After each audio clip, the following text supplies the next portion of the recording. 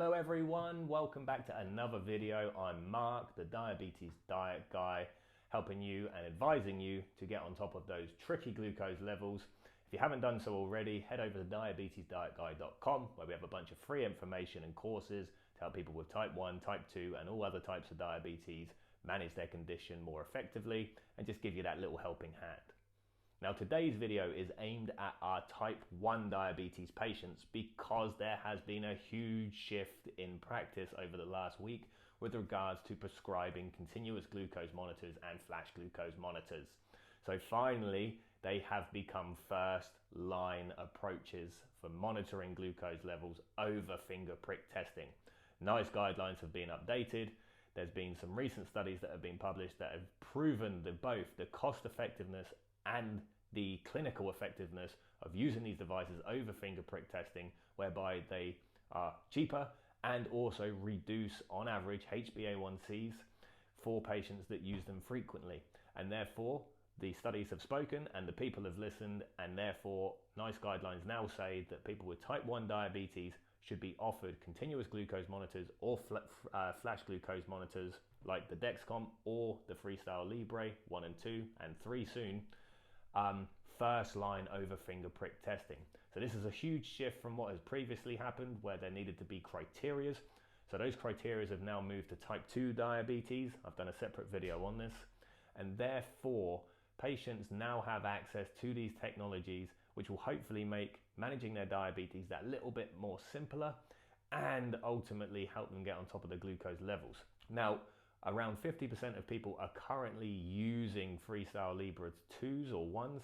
So there's a fair uptake, but there's still a big proportion of people that haven't been able to access it. Now that might be a personal preference, but I'm sure there's also something to do with actually there still being a slight postcode lottery in terms of how easy it is for them to access it. And I've certainly seen on forums online, for example on Facebook, where there is a big disparity in how easy patients are able to access these devices.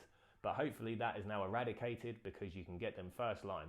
Ultimately, which one you get will be down to your personal preference and also clinically what's going to be the best fit for you, because everyone will be different. Some patients will be on multiple daily injections, some patients will be on pump therapy, and then we can make a decision about what might be the best one for you. For example, with pumps, some speak to pumps, some don't speak to pumps.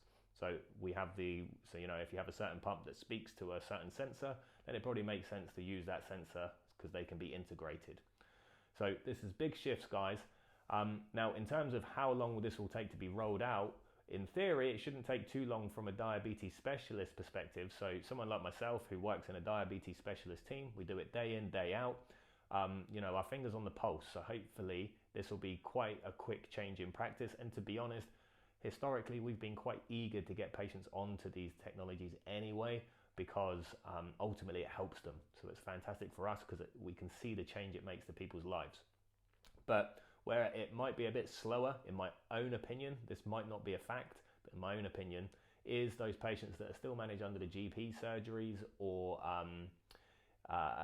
mostly it's going to be the GP surgeries, isn't it? So if you're still managed with the GP surgeries, obviously they got a lot going on, lots of different things they need to be aware of, and therefore if you're primarily seeing the GP or the diabetes specialist nurse at the practice, it might just take a little bit of time before this guidance is known and integrated into practice. I think that's the key one, how long it takes for it to be integrated into practice. And I know even in my own practice that there'll be guidelines that get updated and you're just a bit unsure, you just need to check where we stand on this.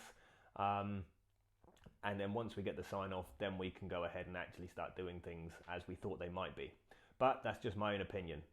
To be fair, most people with type 1 diabetes should be under a diabetes specialist team one way or the other. But unfortunately, one, people do slip through the net, or two, some patients manage it so well that actually they kind of get left to their own devices.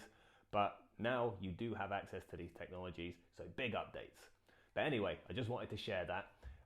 If you weren't aware, it's coming, and it's going to be an exciting shift in practice, as you can see. It's a very good thing for me and for my other colleagues because it's something that we've really wanted for a long time. And that's it, guys. Just a quick update. So if you like this video, make sure you like it and hit subscribe to the channel so you know when we're posting more videos. Share the video as well, because ultimately the more people that get access to this, the more people that will see it, helps the channel and also helps to share more information about diabetes, which is our ultimate goal, and therefore hopefully we can get in front of more people. Also remember to head over to the blog diabetesdietguide.com, where we have more information like this in written format and videos, and also courses about how to get on top of your glucose levels. Anyway, I'll leave it there, so I will see you later.